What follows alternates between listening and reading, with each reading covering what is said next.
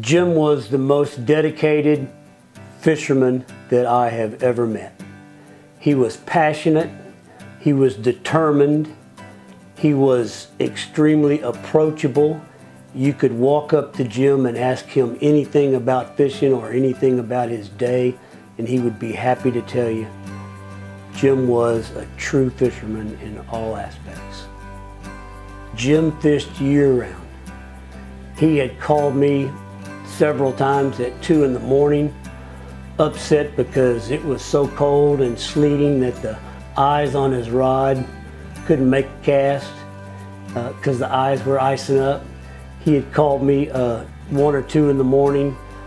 One time in the wintertime, he had an alligator between him and his boat, and he couldn't get back to his boat, and he's upset.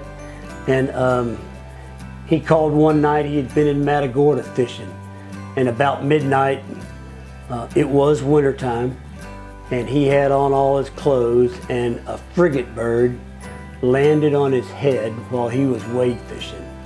Scared him to death, threw his rod, knocked off his hat, lost his sunglasses that he had, and you know, you just got to tell the guy, Jim, you're moving too slow.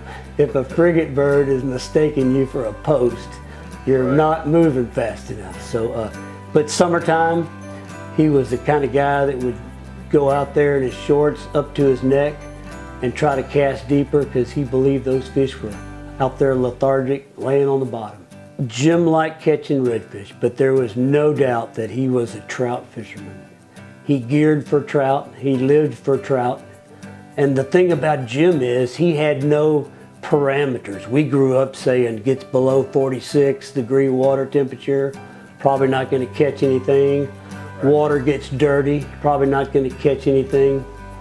Jim spent his whole life not on a mission to disprove those things, but by his efforts, he disproved a lot of that.